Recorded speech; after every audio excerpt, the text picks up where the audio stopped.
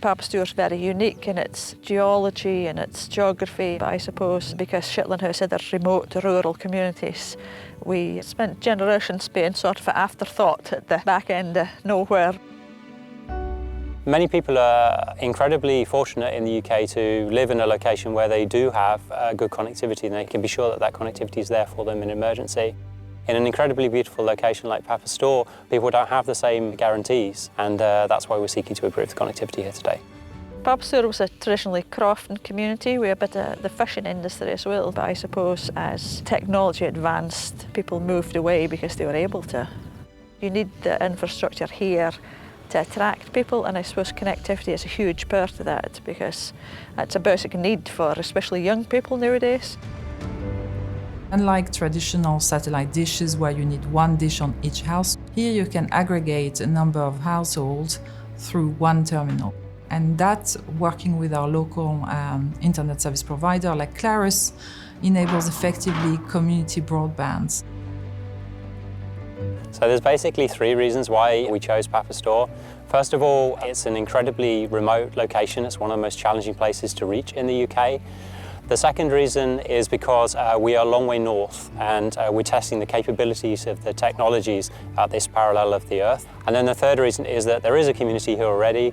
There is some connectivity, but it's not good enough for them. And whilst the trials are running, we want to share the connectivity for the benefit of the community. So this particular deployment is really illustrative of the collaboration between the UK government and Clarus and OneWeb.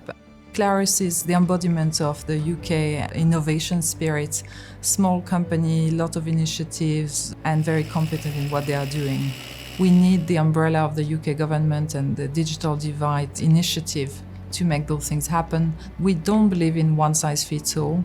We believe in partnership, in collaboration, and really the role of this collaboration is to find the perfect solution for each community. Currently there are 7 permanent residents. There are a lot of other individuals with very close ties to Papa Stour. They still have houses here, so they're as emotionally connected to the community as anybody that's permanently living here as well. My 3 times great-grandfather and grandmother lived on Papa Stour here in Shetland. I think they get a lot out of the walking, the amount of nature that's here on the island. We've just celebrated our 50 years on this beautiful island.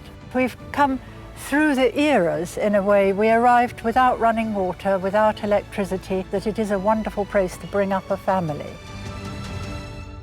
The terminal being installed is a new piece of equipment. It's an antenna from a company called Chimeta, and it works with the OneWeb constellation. As soon as the connection is live, we should see the community being able to come to the community hub here, which is a mothballed school facility, and use that connectivity. It's been really good getting the network up and running. It's pretty much plug and play, to be fair. There's not really much to do for the tech side. The Chimeta it's ideal because you can literally fit it in a van. Other stuff is like big towers and stuff. It's not as portable as these. It's a real achievement, launching 630 satellites, 44 ground stations around the world, working relentlessly over the last 10 years to make this happen. To think that this is the first commercial installation of this technology in Europe and think it's here in Papa Stour, yeah, it's fantastic, and I think it bodes well for the future.